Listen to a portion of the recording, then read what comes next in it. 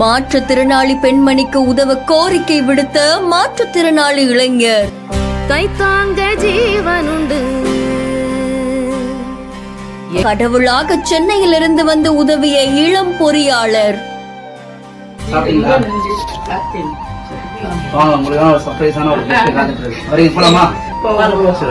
தேடல் இல்லாத உயிருண்டா சொல்லம்மா, எல்லாம் உன்னுள்ளே அதை தேடு கண்ணம்மா. நான் வெளியில போக்குவரத்துக்கு போக வர சிரமம் இல்லாம நீ போவே வருவே. மாற்றத்துக்கு ரொம்ப நன்றி. எல்லாருக்கும் வணக்கம்.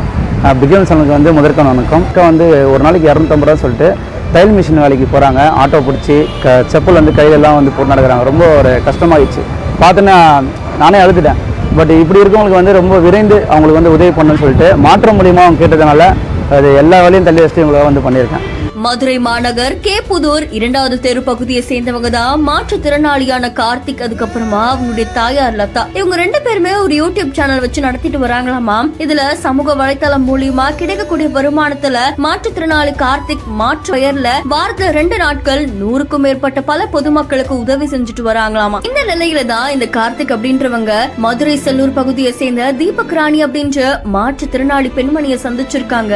நடக்க முடியாத இவங்க 3 கிலோமீட்டர் தூரத்துக்கு தையல் மிஷின் தைக்கக்கூடிய வேலைக்காக போயிட்டு வராங்களாமா. இத பார்த்த கார்த்திக் ரொம்பவே மனம் உடைஞ்சு போயிருக்காங்க. தீபக் ராணிக்கு எப்படியாவது உதவி செய்யணும் அப்படின்னு முன் வந்திருக்காங்க. இதுல மாற்றுத்திறனாளி பெண்மணியான தீபக் ராணிக்கு வண்டி இல்லாததால 3 கிலோமீட்டர் தூரம் அவங்க ஆட்டோல போயிட்டு வராங்க. இதனால நாள்தோறும் ஆட்டோக்கே செலவாகுது அப்படின்னு ரொம்பவும் கஷ்டப்பட்டிருக்காங்க. இந்த கார்த்திக் அப்படின்றவங்க தன்னுடைய சமூக வலைத்தளங்கள்ல இத பத்தி பகிர்ந்திருக்காங்க. இத பார்த்த சென்னையை சேர்ந்த இளைஞர் தன்னால முடிஞ்ச உதவியை செய்யணும் அப்படின்னு சொல்லி இங்க மதுரைக்கு கிளம்பி வந்திருக்காங்க. அதை தொடர்ந்து இந்த பெண்மணிக்கு 50,000 ரூபாய் மதிப்பீட்டுல நல்ல நிலையில இருக்கக்கூடிய ஒரு 3 சக்கர வாகனத்தையும் வாங்கி கொடுத்திருக்காங்க. ஒரு மாற்றுத்திறனாளி பெண்மணிக்கு உதவ இந்த இளைஞர் முன் வந்ததோட அதுக்கு பலரும் கை கோர்த்து உதவி செஞ்சது பலரையுமே நெகிழ்ச்சியில ஆழ்த்தியிருக்கு.